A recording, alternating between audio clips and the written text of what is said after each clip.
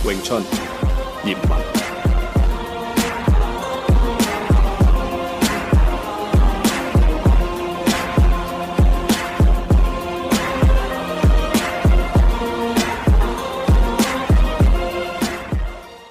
Oh, sama tadi ya itu nangkis ya? Apa nangkis? Apa pertanyaannya tadi nangkis kenapa? Apa kalau musuhnya nggak ke tengah gitu ya? Iya. Lebih gampang. Lebih gampang. Lebih iya, gampang. Lebih gampang. Jadi sebenarnya kesalahan kebanyakan orang yang belajar bela diri itu adalah, wah saya belajarnya pukulan lurus nangkisnya, kalau dia mukulnya jauh, saya nggak bisa nangkis. Sebenarnya salah. Justru kalau dia nggak mukul tengah, lebih gampang. Kamu nggak usah nangkis, dia pukul luar, langsung pukul. Ini tinggal jaga. Ya kan? Kalau dia mukul tengah kan kita harus buka jalan. Harus buka jalan. Kalau dia mukul luar, langsung balas tengah langsung. Tuh. Jadi nggak usah ngurusin tangan sebenarnya. Jadi nggak usah ngurusin tangan. Jadi makanya saya bilang kenapa lihat mata. Kalau lihat tangan, itu pasti ngurusin tangan. Dia gini, dia begini. Dia muter terus tengah langsung. Nggak ada urusan, dia mau dari luar kayak terserah aja, tinggal ditangkis, tendang, langsung masuk. Yang penting kita tengah, kita ambil senternya dia. Ya kayak tadi lah, kayak Victor sama Mas Pras. Kan tadi kan ada posisi tangan dia kan di sini. Ya kan? Kalau dia mau terusin mah gampang. Ini udah di dalam. Ya kan? Iya. Udah di dalam. Makanya saya suruh balik. Tapi kan bengong. Kenapa? Karena pada saat kamu mau mukul, ditangkis dari dalam, kamu bingung. Ini mau ngapain nih? Iya kan? Bedanya sekarang, kalau saya nangkis nggak pakai struktur, ini kan pasti mau mukul, saya nangkis dong. Nah kalau saya nggak pakai struktur, saya mau buang tangan ini, otomatis apa? Begini. Itu berat. Itu berat. Apalagi kalau diterusin gimana kalau saya nangkis begitu? Masuk udah, habis. Ya kan? Nggak usah ngomong itu. Tapi kalau misalkan yang diajarin sama Mas Pras tadi apa pakai structure, yaitu sikutnya ke dalam. Jadi kalau sikutnya ke dalam, dia mau masuk ke dalam pun nggak bisa. Tangan ini keluar, jangan dibiarin begini juga. Kalau begini juga sama aja, nggak bisa juga. Itu. Balik riset.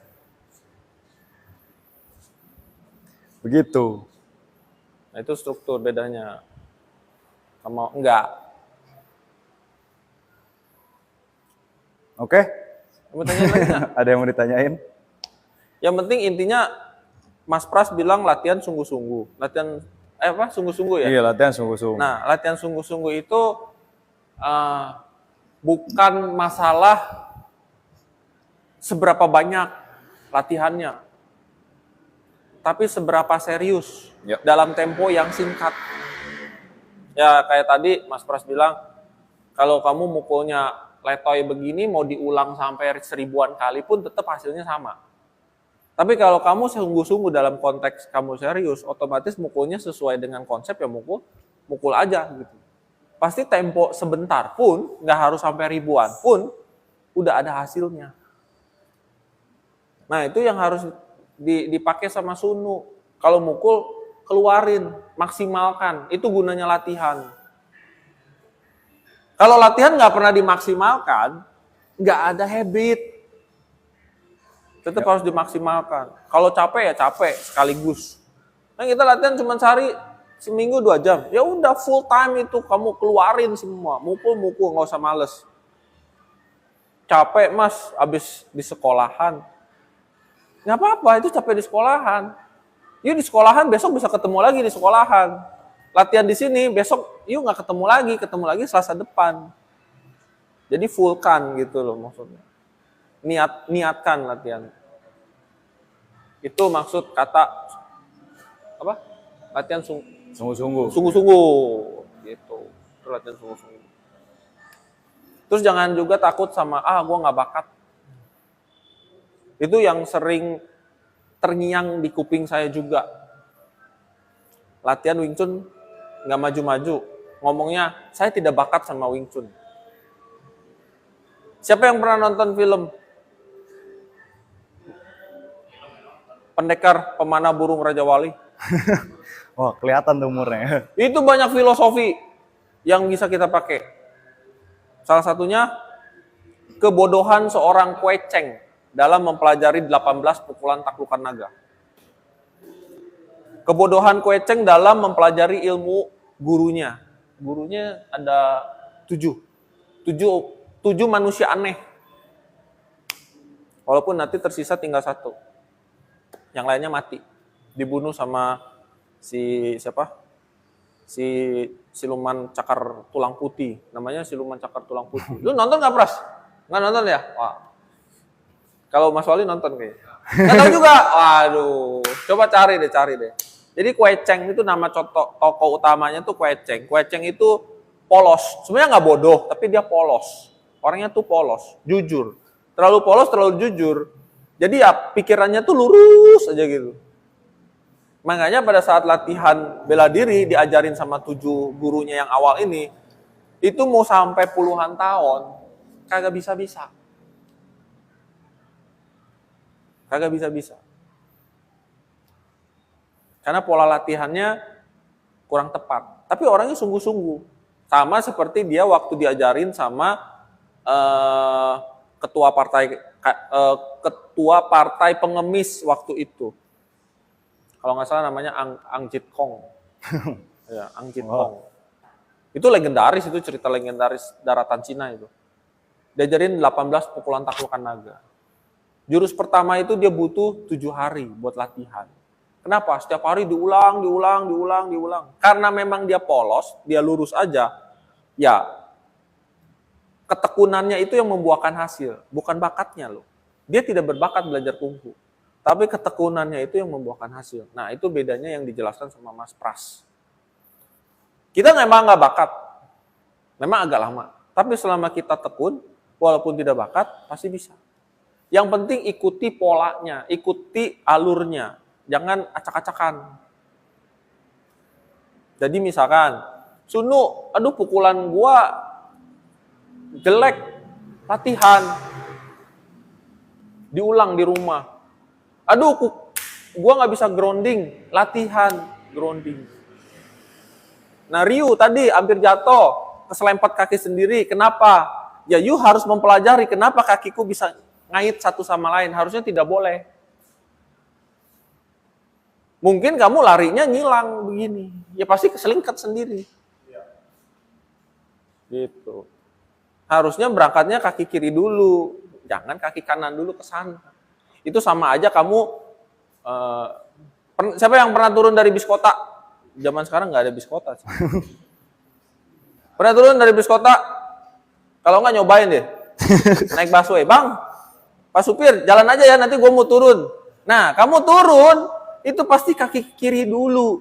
Nggak mungkin pas turun kamu kaki kanan. Itu langsung jatuh, kegiles. Pasti. Karena nggak bisa. Nah, itu juga langkah-langkah yang di Wing Chun juga begitu. Oke, ada lagi pertanyaan nggak? Mumpung Mas Pras di sini.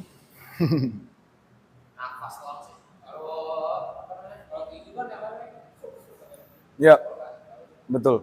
Bisa juga. Jadi orang balik lagi cocok-cocokan. Kalau ditinju di karate pun sama, dia setiap buang pukulan atau buang tendangan dia buang nafasnya. Cuman kalau saya malah jadi pikiran untuk saya, harus mukul harus. Kalau udah biasa nggak apa-apa. Tapi kalau saya lebih prefer untuk lama, kalau saya mendingan apapun yang terjadi saya nafas biasa. Kan kita kalau fight kan dipaksa buat mompa kan jantungnya. Tek tek tek tek. Itu nafas kita jadi cepet. Gitu kan. Nah, kalau saya balik. Jadi nafas saya yang ngatur jantungnya. Jadi apapun yang terjadi nafasnya biasa.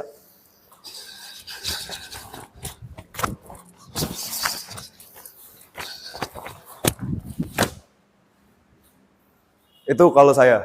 Cuman balik lagi apapun tekniknya itu sebenarnya cocok-cocokan.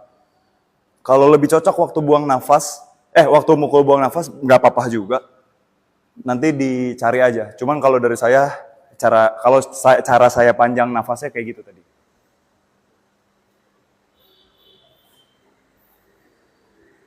Yang penting sama sih sebenarnya. Kalau waktu Mas Pras main gerak cepat seperti itu, dia sama sekali nggak nahan otot kan?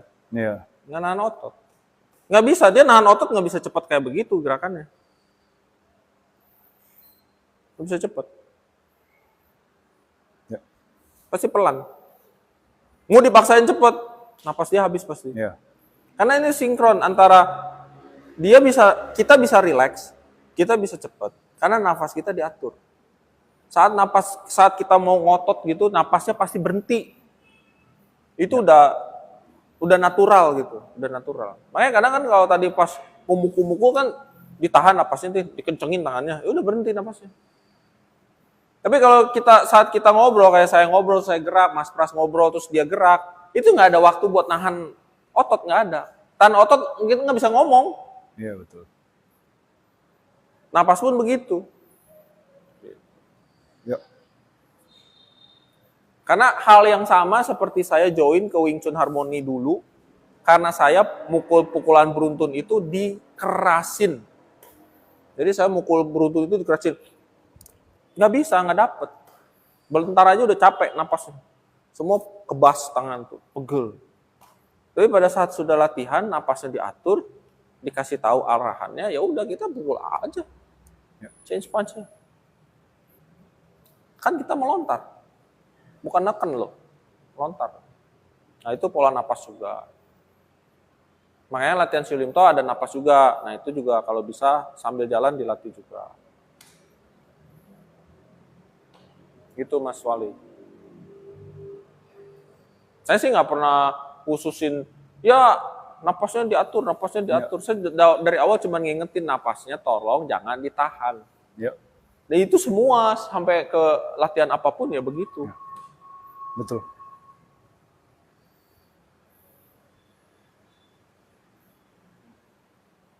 Tadi kamu nahan napas kan? Iya, nahan napas. Kelihatan. Capek napas. makanya. Kamu berburu. Nafsunya berburu. Wah. Patah-patah gerakan. Coba kalau kamu napasnya lancar, enak. Gitu. Nah terus gimana Mas? Buat ngejatuhin orang. Kalau kita mukulnya rileks. Lah dia kan bisa mukul tadi. Udah nyoba kan. Kalian mukul, dia mukul rileks kan kalian mental kan. Pola ngatur tenaganya. Sama kayak bawa mobil. Gue mau ngebut, injek aja pedalnya.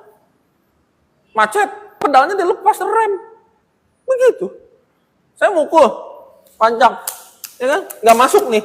Tapi giliran Mas Pras mau masuk, pedalnya langsung dipencet sama dia. Untuk defense, sama. Macet, rem dong. Masa mau diinjek lagi pedalnya? Ya habis lah itu di mobil di depan. Sama kayak kita juga, habis lepas diikut. Nah itu juga dilatih. Iya. Di drill, latihannya sama kayak tadi. Pola sederhana yang Mas Pras bilang itu, pola latihan yang simple. Jadi orang mukul dipak aja, kayak di snap. Ya kan? Dan hampir sama kalau saya, tenaganya jangan di depan, tapi tetap di sikut. Sama, dia juga begitu. Nah itulah di pembiasaan-pembiasaan itu yang nanti memang itu semua butuh proses ya teman-teman, butuh waktu, butuh proses. Kamu nggak cuman kayak Thanos begini terus orang hilang setengah penghuni bumi, bukan, nggak bisa dengan begini langsung jago. Kita harus butuh proses. Nggak ada yang instan lah. Iya, nggak ada instan aja harus direbus. Iya, instan aja harus direbus. Nggak ada kan. Ah bisa Mas sekali makan, emang langsung begini? Enggak kan? Biasanya juga dihancur-hancurin dulu. Nah itu proses kan sebelum makan. Tapi saya biasa nggak dihancurin Mas, langsung makan begitu. Tetap dibuka nggak bungkusannya? Dibuka kan? Nggak ada yang orang makan sama bungkusnya. Emang bisa makan plastik? Enggak. Tetap harus dibuka. Terus kalau pengen makan semua sekaligus nggak dihancurin, Pengen ada rasanya, kan kamu harus sobek bumbunya. Itu proses makan gitu loh. Walaupun yang asalnya panjang harus direbus, terus tiba-tiba kamu cuman kresek di krauk begini, terus tinggal dimakan, memang bisa kayak mie gemes gitu, bisa. Tapi tetap ada prosesnya, ada proses sebelum kamu makan gitu loh. Ya kan? Kamu makan nasi aja harus ditiup dulu, nggak mungkin kan? Udah matang langsung di-up gitu, habislah lidahnya. Masih ditiup dulu. Itu proses gitu, semua ada prosesnya. Cuman masalahnya cepat atau tidak, tinggal itu doang. Oke? Ada lagi pertanyaan? Nama Victor? Nah tuh Pras, apa tuh gunanya? Ini kebanyakan Ipman. Sebenarnya sih, pertama sejujurnya itu sih latihan fisik. Cuman yang paling penting itu latihan grounding. Ini kalau nggak grounding udah goyang-goyang nggak stabil kan? Ya. Tapi kalau groundingnya benar dia pasti stabil. Kalau udah lebih bagus lagi ya dia bisa jongkok. Naik lagi. Jadi sebenarnya itu latihan grounding dan latihan fisik. Iya. Keseimbangan itu akan didapat kalau kamu grounding. Gua aja nggak bisa loh. Bener jujur. Gue ya bilang aja, gue juga nggak bisa gitu. Iya. Pistol squat, iya. Itu sama aja kayak yang di wusu ya, yang kakinya disilangin begitu. Iya. Ya, sama, susah itu, ya. sama, kurang lebih sama. Sama, itu stabil. Yuk, kenapa mau coba ngelawan tadi Mas Pras terus lu begini? Cobain, dia beginiin udah terbalik kamu.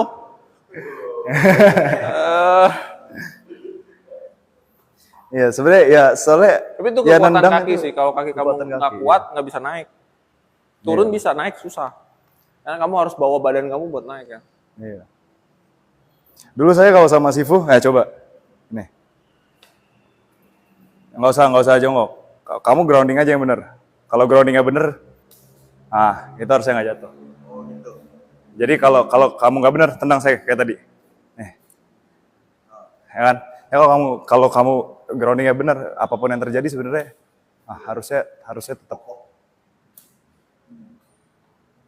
Sama kayak nendang. Kalau Wing Chun kan nendangnya sebenarnya nggak terlalu banyak ya. Cuma ada jitek, ke lutut, ke perut, mau samping. Nah, tapi ini kalau latihan ya terus aja. Oh.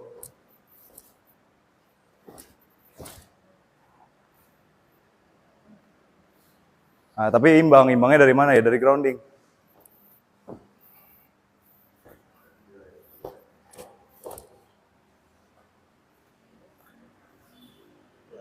Ya, ada lagi? Kalau nggak ada, kita tutup. Udah jam 9. Oke, kita doa dulu sesuai dengan keyakinan dan kepercayaan masing-masing.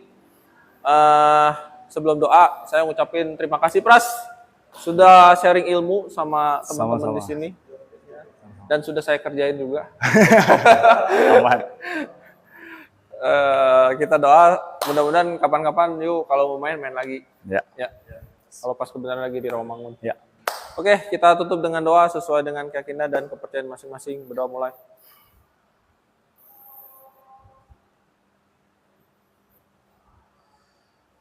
Oke, selesai. Kalau mau ngobrol sama Mas Pras, nanti minta WA-nya aja, nggak apa-apa. Ya, mumpung ada. Atau kalau enggak, kamu bisa follow TikTok-nya dia. Nggak usah. Ya kan, nanti bisa DM gitu loh. Bisa DM gitu. Nggak apa-apa kan, lu nambah followers 7 orang nih. Oke, sampai ketemu lagi. Oke, thank you semuanya. Jangan lupa diberesin tolong ya.